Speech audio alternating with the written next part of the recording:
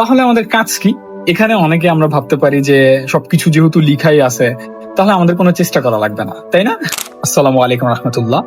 আমরা অনেকেই আমাদের লাইফের কিছু স্পেসিফিক বিষয় নিয়ে অনেক বেশি দুশ্চিন্তা করি। তার মধ্যে হচ্ছে আমাদের ক্যারিয়ারটা কি হবে, আমাদের জীবনটা কোন দিকে যাচ্ছে, কখন কার সাথে বিয়ে হবে এবং এই পৃথিবীতেই বা কতদিন আছে। কিন্তু আপনি কি জানেন, ইসলামে এই বিষয়গুলোকে খুব সুন্দরভাবে এক্সপ্লেন করা হয়েছে। আমাদের জীবন, মৃত্যু, জীবন সঙ্গী, এমনকি রিজিকের প্রত্যেকটা স্তর আল্লাহ সুবহানাহু ওয়া তাআলা আমাদের জন্মেরও বহু বহু বছর আগে, কোটি কোটি বছর বলা যায়, আল্লাহ লিখে রাখছেন। আল্লাহ রাসূল সাল্লাল্লাহু আলাইহি ওয়াসাল্লাম বলছে, আল্লাহ সুবহানাহু ওয়া তাআলা আসমান ও জমিন সৃষ্টির 50,000 বছর আগে আমাদের তাকদীর লিখে রাখছেন। এমনকি আমরা যখন মায়ের গর্ভের মাত্র 120 দিনের ভ্রূণ, তখনই একজন ফেরেশতা এসে আমাদের জন্ম, আয়ু কতদিন, আমরা কতটুকু রিজিক পাবো এবং আমাদের শেষ পরিণতি কি হবে সেটা লিখে দিয়ে গেছে। তাহলে আমাদের কাজ কি?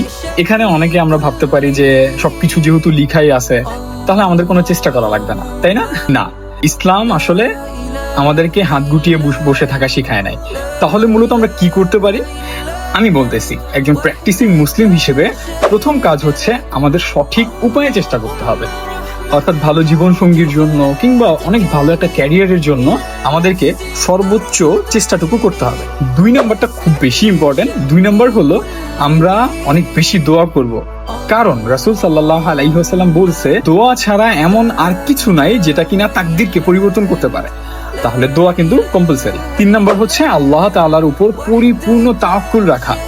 অর্থাৎ আপনি আপনার সর্বোচ্চ চেষ্টা করছেন, দোয়া করছেন, তারপরে যেটা হয় বুঝে নিতে হবে সেটাই আল্লাহ সুবহানাহু ওয়া তাআলার নিখুঁত পরিকল্পনা।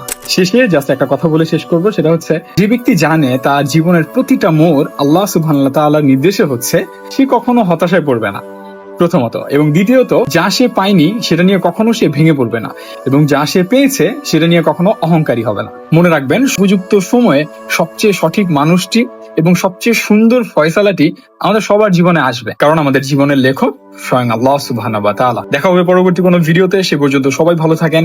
আসসালামু আলাইকুম ওয়া রাহমাতুল্লাহি ওয়া বারাকাতুহু।